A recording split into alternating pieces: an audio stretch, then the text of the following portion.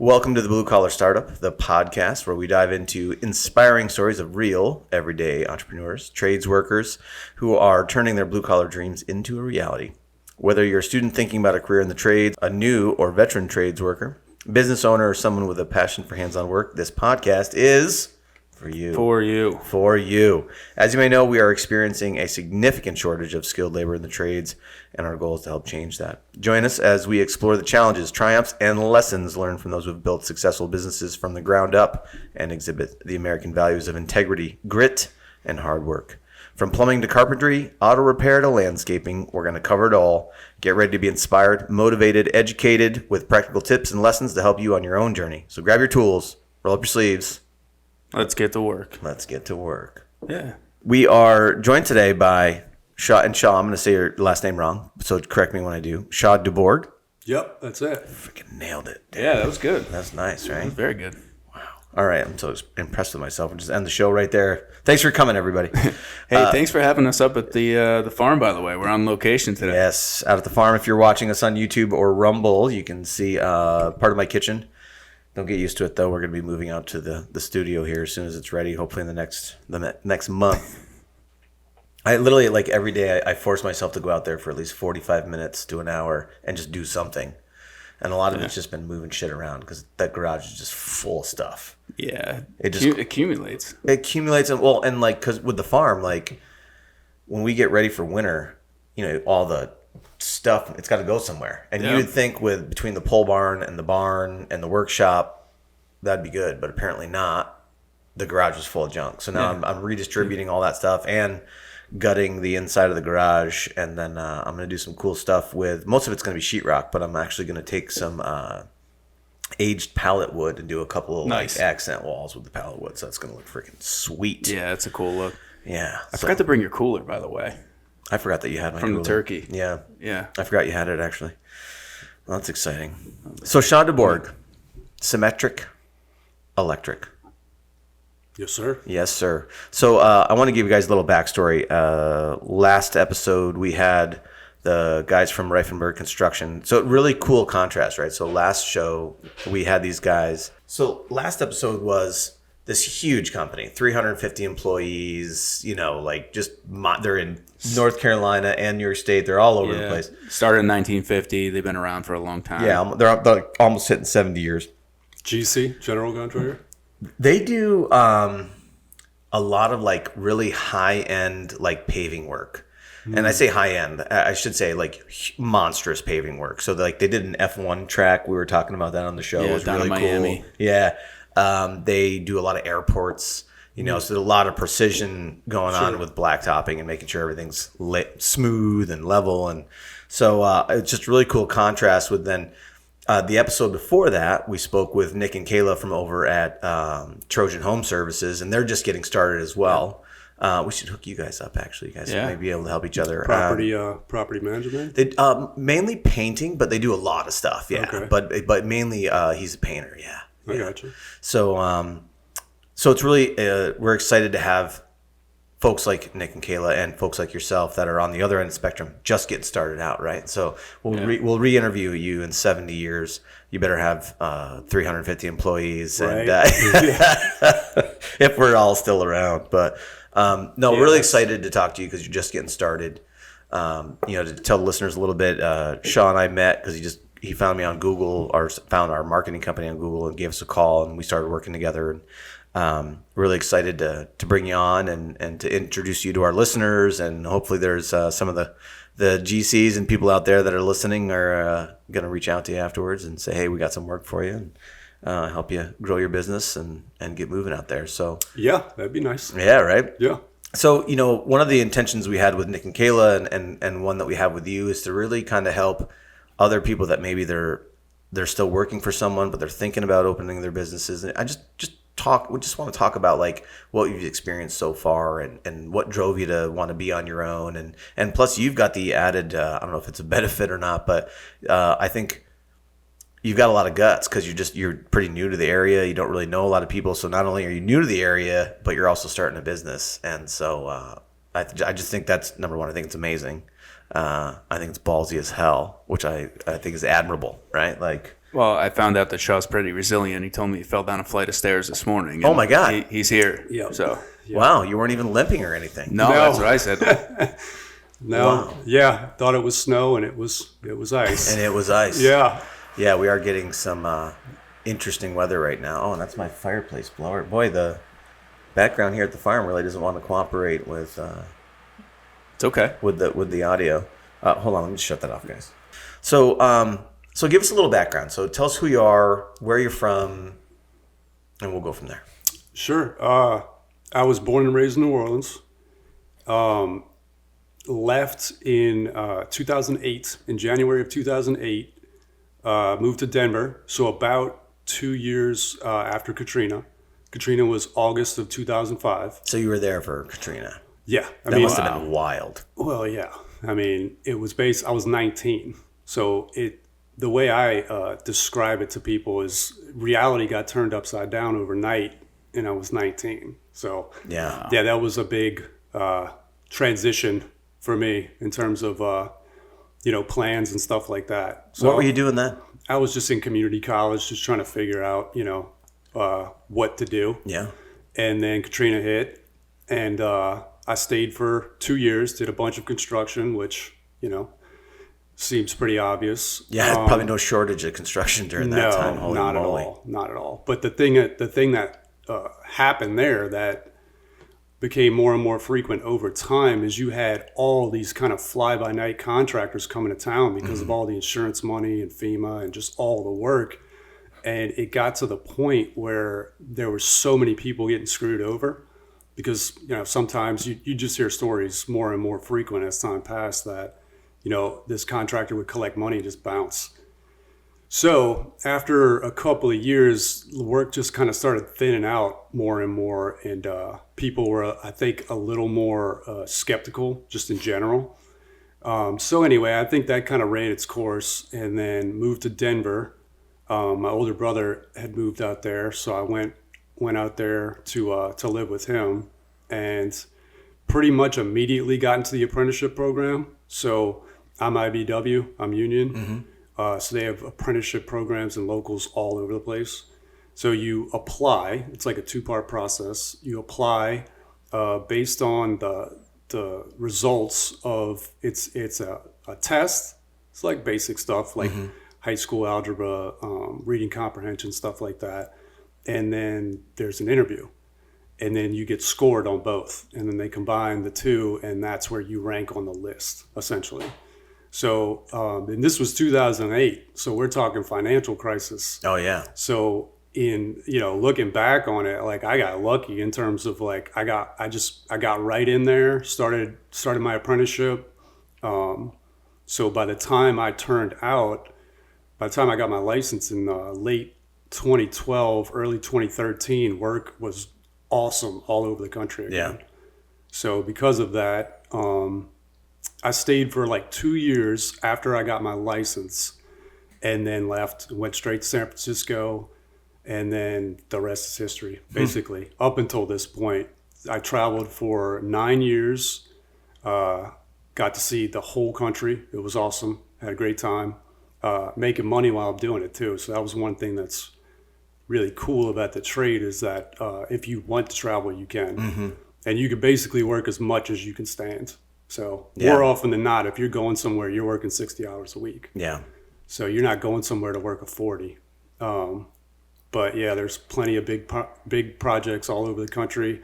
And like you mentioned, there's a shortage of bodies. Yeah. So a lot of the older generation, the baby boomers, are retiring. So they need to replenish those numbers. And it seems like the rate of replenishment is not keeping up in terms of like younger generations. Yeah, not even close. So Yeah, not even close. there's plenty of work. There's plenty of open jobs out there. And so did that for about 9 years. And, COVID, I think we can all say, changed some perspectives. It caused you to reevaluate some things. And, I felt like it was time to do something else. So a rolling stone gathers no moss, but it also sets no roots. So it was like time to switch up the pace a little bit. So, and I worked in New York in 21, out in Utica. They built a microchip plant out there. Thoroughly enjoyed my time in New York.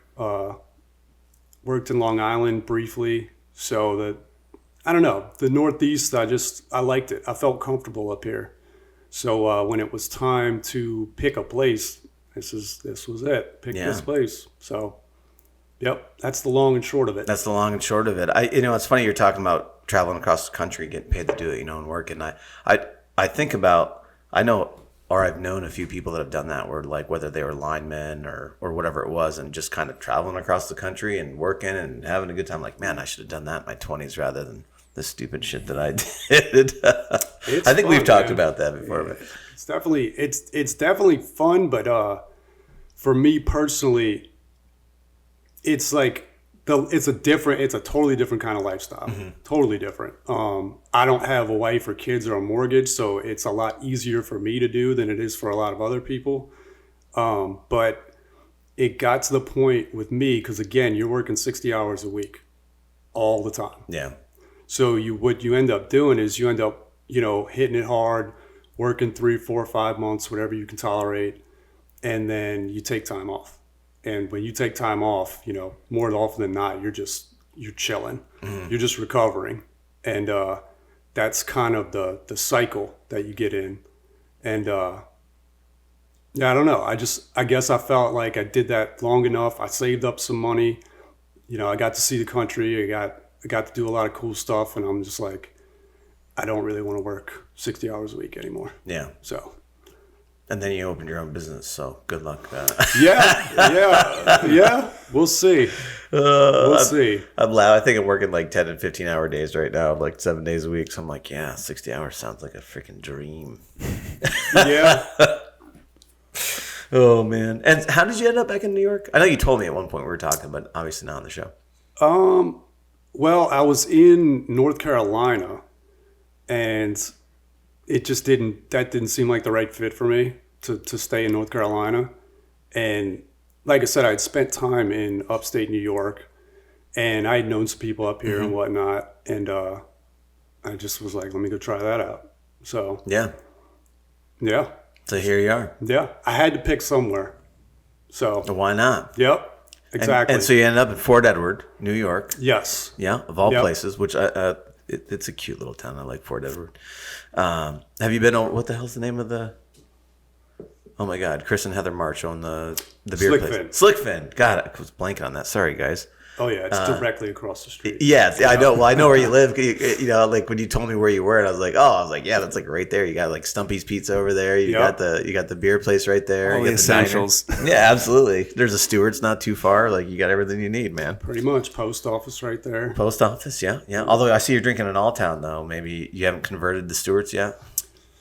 Not yet. All right, well, we'll work on that. Yeah. We'll work on that. Stewart's is the blue collar coffee, so you kind of have to make the switch. When in Rome. Gotcha. Yeah, All Towns.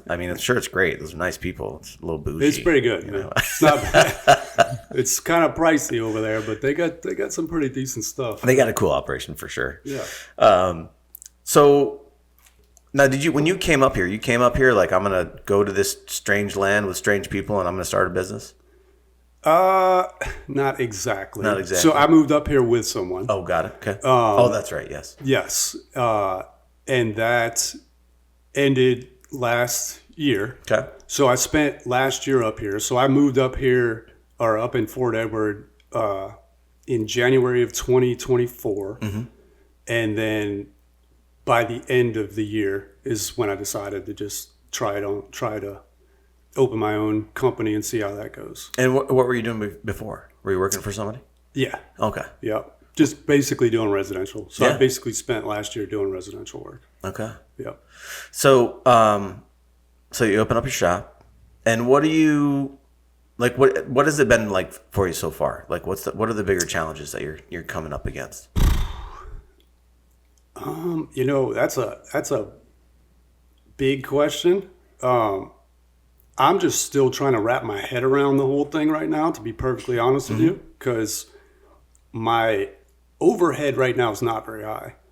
I've been able to keep my monthly expenses pretty low for a while.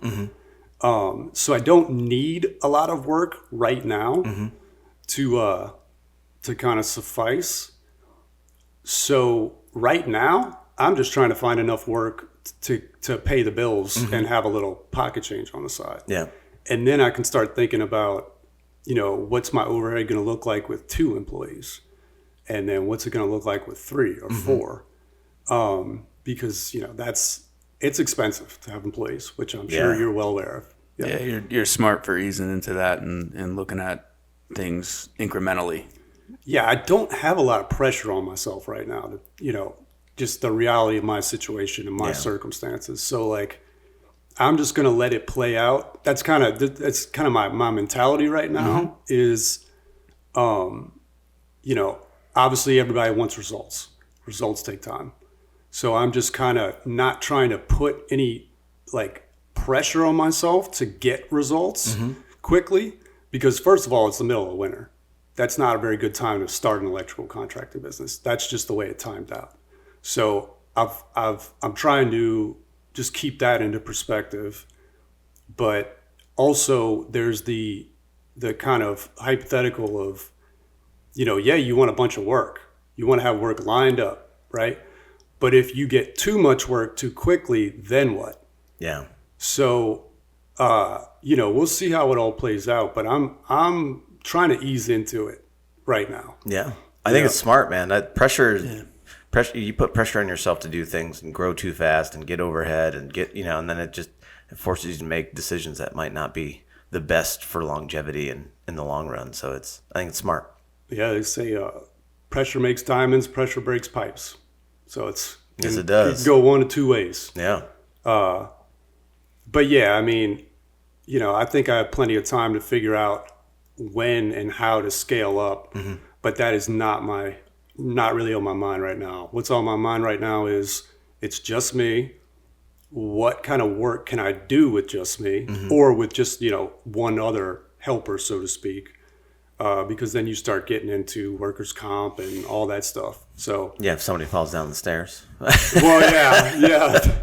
Yep, anything like that. But it's like, it's not just, what you're paying somebody per hour. And you got to pay taxes on it and all that stuff. So. Yeah, employees are expensive, especially in New York. I can't speak to other states, but I know I have said before. Yeah, there's a lot of, a lot that goes into that, scaffold law and everything else that drives up insurance prices for everybody. It's welcome to New York. Yeah. Yeah. Pay us 70% of your income, please. Yeah. What are you gonna do? It's so what do you formed your company, right? Did you form it in New York, or are you Delaware, or do you form it out of state or something like that? Do one of those fancy things? I just did it. Yeah, I'm not that sophisticated yet. Maybe one day I'll figure out all the loopholes and stuff. But I got New York residency, registered the LLC in New York. I'm just trying to keep it simple right now. Yep. Because before this is a fun little fact. I had South Dakota residency. And in South Dakota, which I think there's currently legislation that is kind of on the table right now to change this, but you can stay in the state of South Dakota for one night in a hotel room and then sign up for a mail forwarding service, bring that receipt to the DMV and get South Dakota residency. Really? And it's that easy. And it's basically designed, I forget what the term is for that type of accommodation, but it's basically designed for like truck drivers and stuff. Okay. People that are constantly traveling. And with that South Dakota residency, you don't have to pay income tax. I was going to say there's got to be an advantage there somewhere. Oh, right? yeah, like big time. Maybe I want to go. Tax friendly. Yeah. Maybe I want to be a South Dakota resident. And yeah, I mean, I just got a email from the mail forwarding service that I use that says that like they're trying to change that. Someone's trying to change it for whatever reason. So I don't know if it's going to stay that way. But as of right now, yeah. You can stay in the state of South Dakota for one night, sign up for mail forwarding, and become a South Dakota resident. I mean, I think I can tell you the reason why they're trying to change that. I just don't know who's pushing that in a state like South Dakota, but... Yeah, that's interesting. Mm-hmm. All right, family's going to be upset when we go on vacation to South Dakota this summer. Come on, everyone. We're now South Dakotians or Dakotas, whatever it is. That's really an interesting fun fact. I had no idea. Yeah, I think there's only 7 states without state income tax. So when you're traveling, it behooves you to be a resident of one of those states. Yes, it does. Yes, it does. So you're not paying unnecessary state taxes. Mm-hmm. Interesting. And again, welcome to New York. Yeah. It's not as bad as I thought, though. I mean, you guys aren't like, we just like to complain. For sure. There's a lot to be grateful for around here. It's a cool area. But I think it's like just in general, the income tax rate individual is like 6%, something like that. No, I don't know. It's not super high. Like you go to some places like out west and stuff, and it's 10%. I'm losing about 30% of my income to taxes, federal and state, though, not just state. But all told, it's about 30%. Yeah, that's not great. Without getting tricky. Yeah. Yeah, that's a whole nother podcast. Right. Right. So what kind of things have you been doing? You started the LLC, you got your insurance, and then what does it look like for you to find business? Like what were the things what were the first things you did to start looking for work? Well, again, it's the middle of the winter. Mm-hmm. So, I am kind of slow playing it right now, but I guess to answer your question, Google. Just to have a presence. Mm-hmm. My number one priority was just to have a Google presence to where if someone types in electrician on Google, my name comes up in the area. Next door is something that I've looked into, but I haven't really completely followed through with it yet. But other than that, just kind of getting advice because, again, I'm IBW, so the local in this area is in Albany, and I know some of the guys down there, and, sometimes I just call them and get advice because, they know more about this market than I do. So most of my time at this point has been spent just trying to understand the market because, like, what I understand is, like, North Queensbury has higher, like, rates for electricity and stuff. So just trying to kind of figure out, like, and I mean, almost anybody could do residential work. Right? Like I need this moved or I need this added or anything like that. But like, could you figure out a way to kind of assess someone's system and make it more efficient with like heat pumps and stuff like that? Mm-hmm. Just trying to figure out like what people, without spending a lot of money on like market research and stuff like that, like what do people in this area want? Yeah.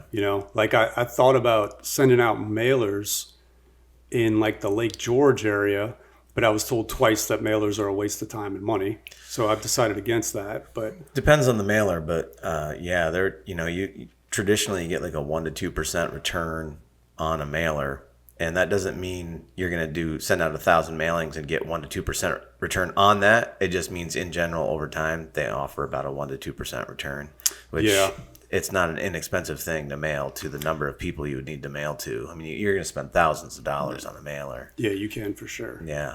I tell you, one of my favorite strategies still to this day for any kind of home services is door hangers. I love a good door hanger. Like, you can get 1,000 of them printed up for pennies. And then you go out and just knock on doors and just hang a door hanger, man, with your information, what you do, and people see it and they're like, oh, yeah, actually, I have that project I need done. Yeah, we've talked about it, I think, a couple times on the show. Just the old school, shaking hands and introducing yourself and having conversations and going to different networking events. I mean, it's a real easy way. Yeah, I mean, it's a time investment, huge. Right? But at the end of the day, you're also what your results are going to be. You can control the follow up and how the conversation goes and learn a lot in the process. Absolutely, I think you're smart. Well, and I totally agree with that approach in terms of like I would prefer to walk into a building, shake someone's hand, talk to them in person than to shoot somebody an email or something like that. Yeah. Like I'd prefer to actually, physically interact with another person than to try to just, whether be it mailers or emails or whatever. But again, I'm still trying to wrap my head around like, what type of work can I actually handle right now? Because when you talk about commercial, like technically any business is considered to be commercial. Yeah. Right. But like large scale commercial, that's a different ball game. And for one thing, from what I understand, in order to get into large scale commercial, not only do you have to be able to float all of your expenses for 3 to 4 months, because the there's a schedule and just the payment structure is different. Yep. Net 30, 60, 90, 120. Yep. Yeah. Yep. You got to do that. But not only that, like for instance, if you're doing industrial work, those tools are a lot more expensive. For residential work, you can get by with just, buying your tools at Home Depot. Yeah. Like just basic power tools and stuff like that. But depending upon the environment and depending upon the scale of the job, if you want to be able to, actually do work on that job, you got to supply the tools. So not only do you have to float the expenses for, your payroll and all that stuff, you got to buy all the tools too, because the tools get bigger, they get, so it's in terms of expense, it's going to take a little time to get there. Yeah. So I'm still trying to figure out like, okay, so what can I do right now without a lot of additional expense? Because, I got a truck, I got the vinyl wrap on the truck, advertisement. I haven't spent a lot. I mean, it doesn't take a lot of money to kind of get started. Yeah. But, if I want to take the next step, I just don't know yet, like what that's going to cost. So I was going to ask you, I'm glad you brought that up. How did you go about, I mean, I'm assuming obviously being in, the union, you accumulated tools over time. But how did that work as you got into the electrical field? How did you start accumulating those tools and storing them and keeping them handy? Well, so I mean, the only tools that I've accumulated being in the union are hand tools. Okay. Because you don't have to provide any, like, depending upon where you go, every local has a tool list. Most do. Some don't, but most of them do. So the tool list, because every local has an agreement, right? It's like a contract of like, these are the terms that you work under. So there's a tool list. So it's basic hand tools, which says that as a worker or as an employee, all I got to do is provide basic hand tools, screwdrivers and, stuff like that. So I've never had to buy power tools. That's not part of the deal. So I guess to answer your question, like, I just bought that stuff, like basic power tools, stuff that I know that I need for any, like, decent sized project. What brand did you go with? Milwaukee Fuel. Milwaukee, okay. Fuel. Yes. Because if you just get the standard Milwaukee, you'll burn them up. Yeah, they can't handle the constant. But Milwaukee Fuel can. Yeah, that's been my experience. It's pretty standard brand. Sounds like we need a sponsorship, Milwaukee. Nice plug. Yeah. And I lucked out too, because it just so happened that I bought my tools during like the whole Black Friday or whatever. Like so there's like a sale going on. You didn't stand in line, did you? You didn't stand in line, did you? No. But I got a lot of tools at a discounted price. Nice. So yeah, I mean, like 8 amp hour batteries and stuff, to where they're like, those things are super expensive. Yeah, man. Yeah. The cordless stuff gets expensive quick. Yeah. And then you $300 for a battery. For sometimes. a battery. Yeah, man. Wow. Yep. Yeah, it's crazy. So I got lucky with the timing, because I bought all my tools during the whole Black Friday thing. So that worked out. That's smart. Yeah. Sounds like you're making a lot of good decisions here, Sean. That wasn't planned, but that worked out favorably for sure. Yeah. Have you looked at like any of the Chamber of Commerce or anything like that? I know like the Adirondack Chamber here locally is an amazing chamber. Great people. Events are awesome. Super accessible. I have been directed to them. I haven't followed through with it yet, but yeah, definitely been referred to them. But yeah, it's just, there's a lot of pieces to figure out, and I try to stay motivated on a day-to-day basis, but some days it's just like, you know what? I'm tired of thinking about all this stuff. Yeah. I'm just going to take it easy today. And so, yeah, it's, Owning your own business is not an easy thing. I know a lot of people, I just had this conversation a couple days ago that some people, not everyone, some people think that you own a business and like, you know, the reason why you own a business is so you don't have to work.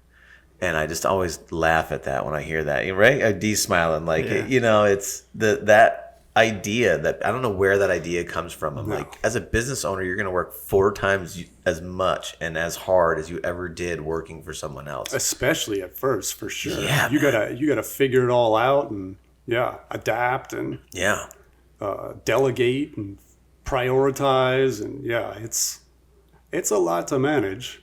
But you know, it's I set my own terms. You know, because when you're traveling, you kind of get to determine where you live, but you know, there's only so many jobs to go to, right? And if you want to make a good rate and you want to do this and you want to do that, it's like it narrows it down. Yeah. So you end up living where you're working, and then once the job is done, it's time to go. So, you know, I flipped that. So I just got to remind myself sometimes that like I've changed things in a way that I wanted to, and you know, in terms of the results, it's just going to take time to for that stuff to play out. Patience is the game.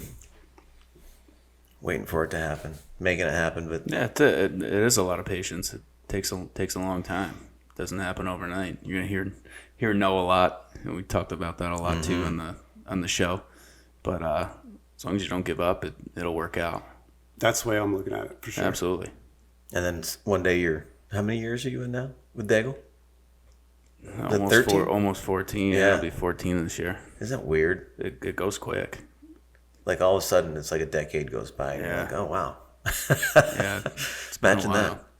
And I find, too, it's like whether you're enjoying it or you're miserable, it's going to go by fast. Either way. Yeah. So you might as well enjoy it. Exactly. Exactly. You might as well make a decision. It's like, you know what? I'm going to try to start living a way that I think, because it takes time to learn that, too, you know? It's like, it took time for me to figure that out of like, how do I want to live? And that's a never-ending process to some degree. But, yeah, I guess. Dig into that a little bit. What do you mean? I guess for me, I don't have a ton of tolerance for like constant repetition. Like if my day-to-day is just completely repetitive, I don't like that. Okay. And it took me a little, I knew that, right? But it took me a little while to realize like, oh yeah, this is not going away. This is just, for whatever reason, part of my personality or whatever, psychology. So I think that's why I traveled for so long, because it was like always something new place, new people, you know, new environment. So it like kept things fresh kind of, because I don't handle complacency or repetition well. I just don't like it. You get bored easy? I just don't like it, man. Yeah. I don't know. Yeah, I guess some of it is boredom, but yeah, I like things to be a little different on a day-to-day basis and not be totally like robotic. You know? But at a certain point, like I said, it's like you don't have, when you're traveling all the time, you know, you're working a lot, you're living in this place. So I wanted a little more say in just my day-to-day life, but I also don't want it to be repetitive. Yeah. So that's the part where I'm like, I'm just starting to figure out, like, I guess that's my definition of balance. Okay. I don't think you ever get bored or. No, there's always going to be a different problem to solve. Yeah, no matter what stage of the business you're in, right? It's always there's always some issue, something to fix, something to break, maybe, you know. Always something to figure out and learn, for sure, especially on the business side. Oh my God. Yeah. I've been mostly self-employed for almost my whole adult life. So, you know, we'd say almost 30 years I've been doing my own thing for the most part, with a couple of small breaks where I took a job for someone. And I got to say, even now I'm still learning stuff all the time. Never ends. Like, screw something up. I'm like, how did I screw that up? Oh, I did. Oh, okay. Fix that. Change that. Yeah. Yeah. And that's part of it in terms of like, I guess it depends on how you view failure, but failure is like the most important piece of learning. Yeah. And it doesn't have to be a huge failure, but just doing something wrong. That's how you learn, you know. Yeah, you get that feedback. Yeah, exactly. Yeah. So, yeah, I could definitely see that being a constant process of like learning how to do it better, how to be more efficient. I like to fail at the same things like 10 or 12 times to really learn the lesson personally. I don't know about you guys. I like to really make sure that, that definitely doesn't work. Right. Without a doubt. Yeah. Oh, I can't help it. I don't know why, man. It's funny. I really do. I really like to just smash my head against that wall 20 times. Make sure, I don't like that. I'm going to do something different. Hey, to each his own. You know? But then I do learn the lessons. That's it. As long as you learn them. They're ingrained. Eventually, yeah. Oh man, so I know you kind of touched on it, but like when you look at the future, like of where you want to go, I know you're being patient and you're kind of not putting pressure on yourself. But when you think about things like 10 years out, like do you see yourself there? I don't think I've ever. I mean, I'm not saying that's a good thing, but I don't think I've ever looked at things that way. So it's hard for me to really answer that. Yeah. Maybe I will start looking at things more down the road, big picture, long term. But I think this is my first step towards doing things that way. So, 10 years, I have no idea. Yeah, no, that's fine. I just always wonder how, like, when people are starting businesses, because I know in some cases it's like you're already counting the millions you're going to make. In other cases, it's like, man, I'm just trying to get through, like, the next 4 days. Well, yeah. I mean, I'm just trying to figure out, if I have what it takes right now. Yeah. Just to constantly get up in the morning, make a list of things you got to do, see where that goes. And then, on a day-to-day basis, just try to do something productive that will pay off over time. Because it's like I'm doing stuff right now that, it's not going to show results tomorrow, but hopefully it will in a month or two. And then just, figure it out from there. Because, I mean, once you decide that you're going to be self-employed, like you said, it's like you got to wear a lot of different hats at that point. You got to be a salesman. You got to be, figure out the money, the math. It's like there's a lot of different pieces that you don't have to think about when you're just showing up and getting paid for it. Yeah. Which I understand why people do that. It's a lot simpler.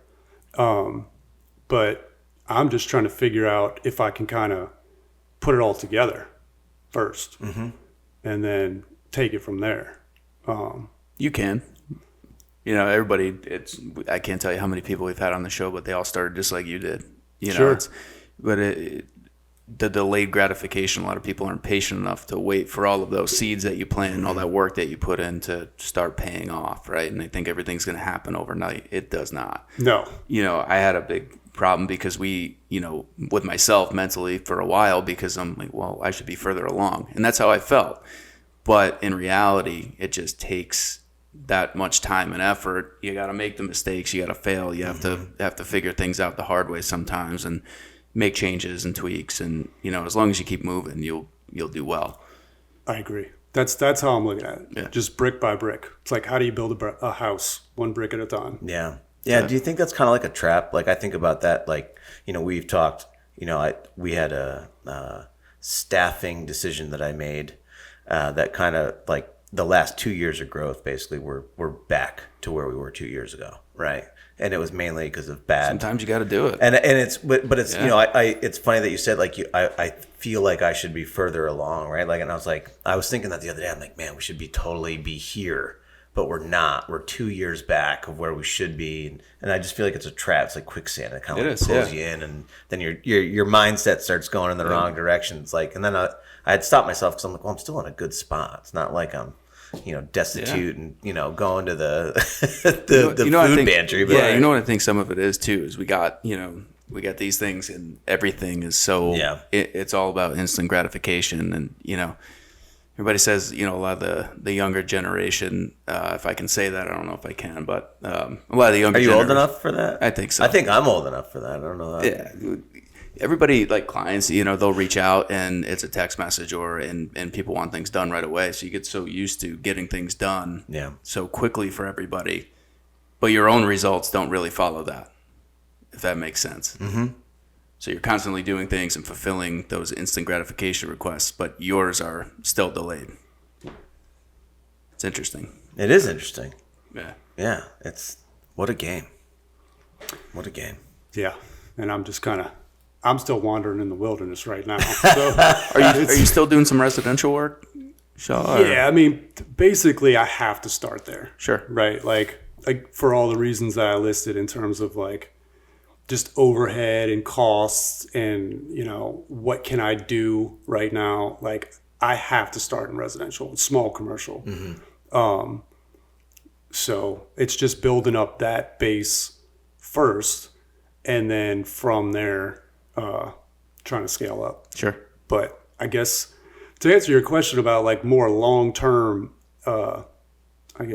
goal, if I could have my foot in the door for like larger scale commercial in 3 years, so 2025, 26, end of 27, I would consider that to be like a good pace of progress. Yeah. There you go. So you do got them mapped out. 3, yeah. 3 years. I think that would be. I'd be happy with that. Yeah. Listen, I talk to a lot of people. They don't even have the next year mapped out. So it's at least knowing where you want to be 3 years gives you something to aim for. Absolutely. Whether you hit it or not, in some cases, doesn't even matter, right? It's just like you need to go. You need to have a direction. You need a direction. If you're wandering around in the wilderness, it's like you either got to stop and stand still, or you got to choose a direction and go in that direction. Yep. Until you get feedback to tell you that you're going in the right or wrong direction. And I think that those goals, those 3, 5, that is the most valuable reason for those, because like you said, it gives you direction. Yeah. So yeah, we'll see. Yeah. Right? And now you said you get up every day and you're having that list. Like, do you have kind of like a structure to how you plan your day, what you're gonna do? Like, what does that look like, or is it just? I'm working on that. Yeah. Me too, bro. Yeah. Just finished rewatching The Sopranos, so. Yeah, I'm working on that because with I don't like too much structure, but I think we all need a certain amount of structure. Mm-hmm. But right now I don't have to be at a certain place at a certain time. So yeah, I'm definitely trying to be more disciplined with my time, go to sleep at a certain time, wake up at a certain time, plan out my day the night before, stuff like that. So it's a work in progress, but that's definitely that's definitely what I'm trying to create right now until my schedule fills up more. Yeah. I love the plan your day the night before deal. I don't always succeed at doing that, but I do. It works. It's great, man. It's nice waking up and knowing where I'm going that day and what I got to work on. Absolutely. It's on days that I don't do that, I definitely feel like I'm wandering around the wilderness. Yeah. And there's typically a couple days a week where the day before, like today, Thursday, it's just such a crazy day, meetings, podcasts, just moving from one thing to another.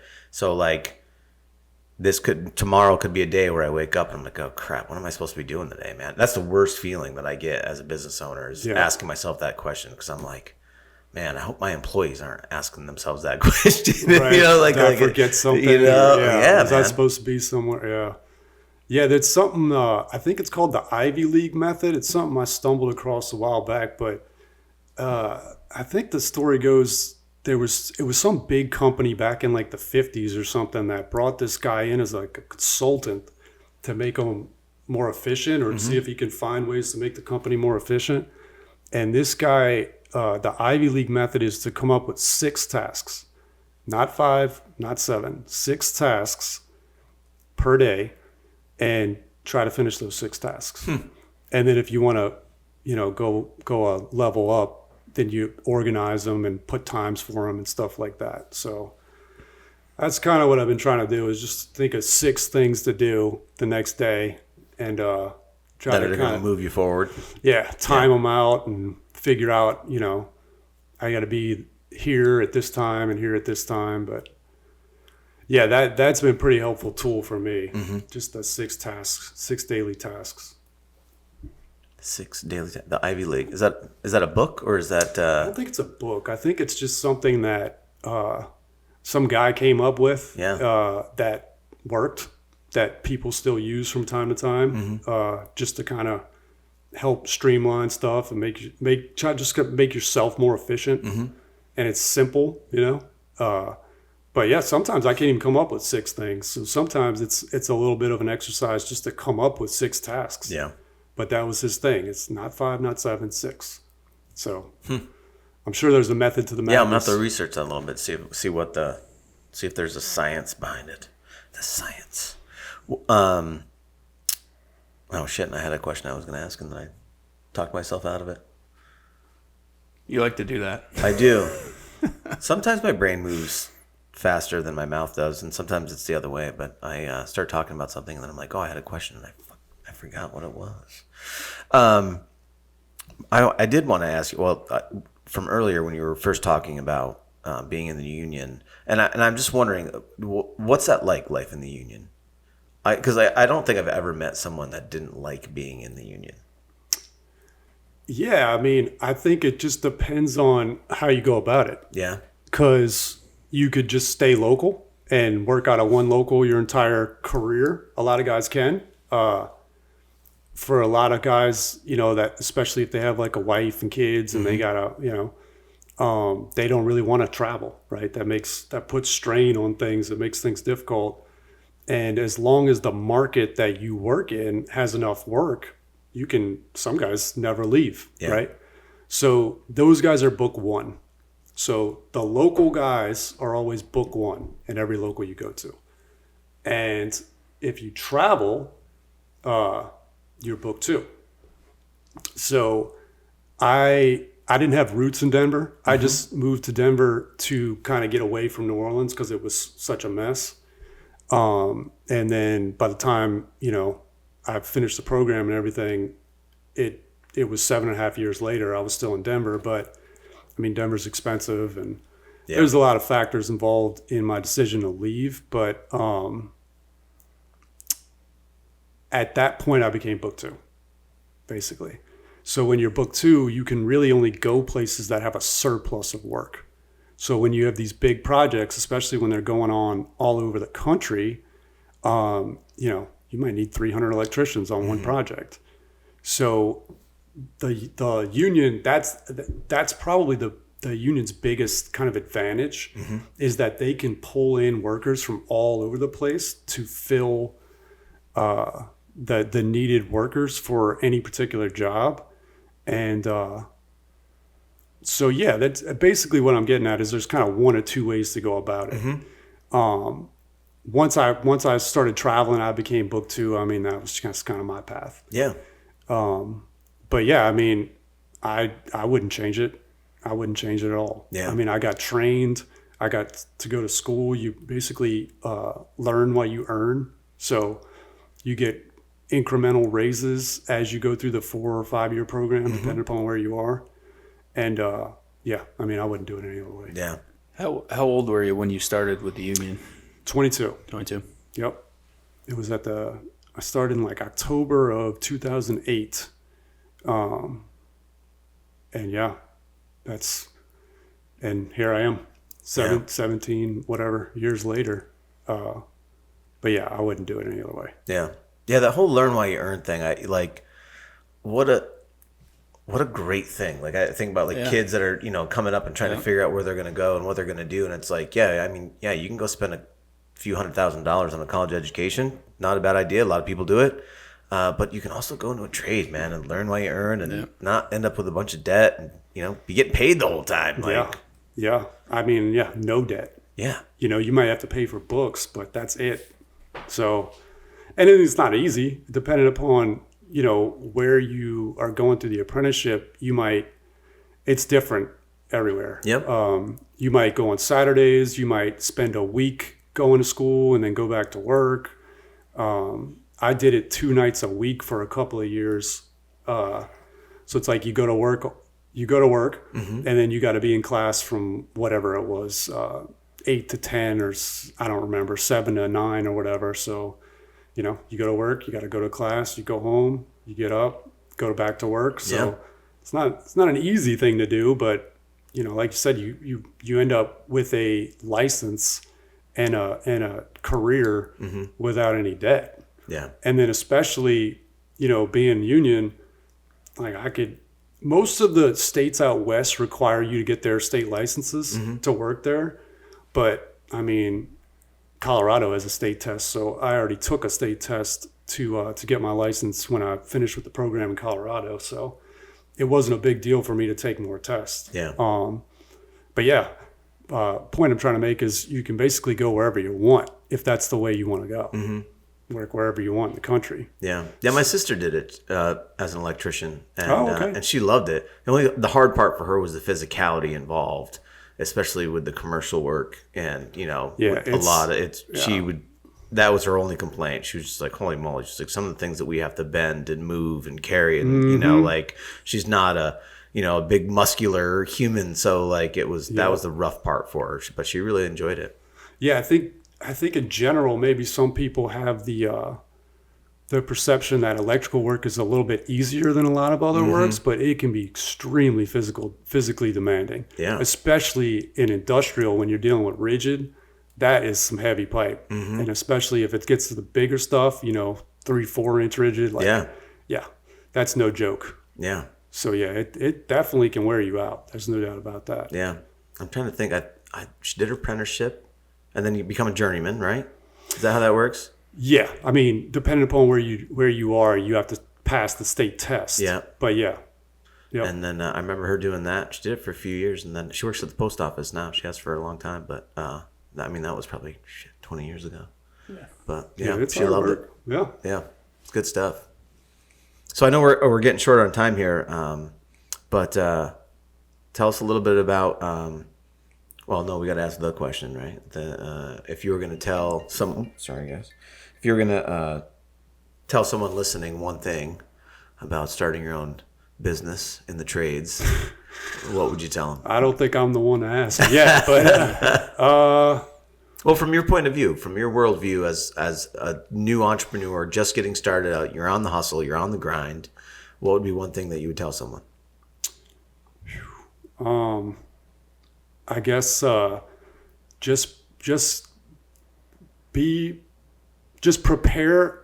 This would be my advice, I guess, because this is kind of what I did. Prepare yourself financially to take a hit before you do that. And I mean, again, I don't have a wife or kids, so I don't have that like financial responsibility weighing on me, but it's going to take some time, and you're going to take a pay cut. And you're not only going to take a pay cut, but you're going to be shelling out money and, potentially accruing debt. So, yeah, I mean, that would be my number one suggestion, is just to try to get your finances in order before you do that, because, prepare for maybe 6 months, have a 6-month fund that you can live off of. And then hopefully things will pick up to where you can start bringing in more income. But that's been the biggest, I guess, stress reliever for me right now is I prepared for that. Yeah. I had some money put aside, so to speak. And like, if I didn't have that, I don't know what I'd be doing right now. Cat food and crackers. Yeah, well, I'd have to be working somewhere. Yeah. Like, I'd have to be working while I was trying to figure out how to get the business off the ground. Yeah. And, if things don't pick up for me in the near future, there's still potentially that could be. But yeah, that's just give yourself that relief of not having to constantly worry about how you're going to pay for stuff while you're trying to get something off the ground. Yeah. That's good advice. At least you have that to go back to. You know what I mean? That's also smart. Keep all the doors open, and you always have that. Absolutely, yeah. I could always go back and work the road or whatever. Sure. It just I'd like to have a little more say in my life at this point. Yeah, that's what it's all about, right? Yeah. Small business ownership and entrepreneurship's the truest path to freedom, man. If you want to control what you're doing, control your destiny, it's the best way to do it. Agreed. 100%. Shaw, I appreciate you coming on, man. Yeah. If people want to get a hold of you, they want to hire you, how do they find you? Well, the short answer is just look me up online, Symmetric Electric. I got a website, SYMELLC.com. But yeah, should show up on Google, Symmetric Electric, phone number, all the information's there. And yeah, it shouldn't be that hard to find, hopefully, at this point. Perfect. Got all the stuff. All the stuff working. All the stuff, yeah. Yeah, man. That's awesome. But yeah, appreciate you having me. And yeah. Appreciate you coming out. Thanks for coming on. Yeah. Dee, thanks for coming up. Yeah, awesome. Coming out to the farm. Always love doing it here when we can. So look forward to being out in the new podcast studio here shortly, as soon as I can get it done. Everyone, very soon. No rush. No rush. And, of course, thanks to the folks that are helping the show move and helping the show donate money to HVCC and BOCES and some of the programs there. Thanks to Michael's group. Thanks to MLB Construction. We've got another sponsor coming on soon.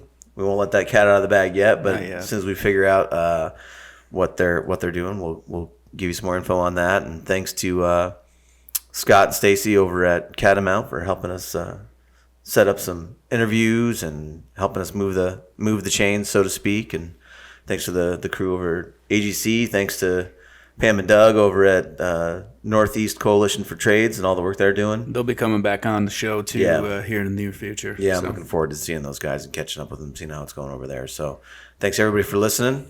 And that wraps up another episode of Blue Collar Startup. Big thanks to I already did sponsors. We're doing a new outro, guys, so I'm trying to read it. No, you did good. I did good on that? I did good. Thanks for tuning in. Check us out. Check us out on the website. Our new website, by the way. Very excited. My team over at Five Towers did an absolutely amazing they crushed job. It. They did a great job. Yeah, they are so good at what they do. They're so much better at building websites than I ever thought about being. So thanks to Kelsey and Taylor for putting that website together, and really, really great work. Really excited. Please check it out, guys. bluecollarstartup.io. Email us if you would like to come on the show, or you know someone that should come on the show. You can email us hardhat.bcsu@gmail.com. And, as always, help us get the word out and maximize our impact by sharing the show with your friends, family, network. Connect with us on social media. We are on Facebook and Instagram. And come check out some of that inspiring content. And until next time, keep building, keep dreaming, keep hustling like your future depends on it. Thanks, everybody.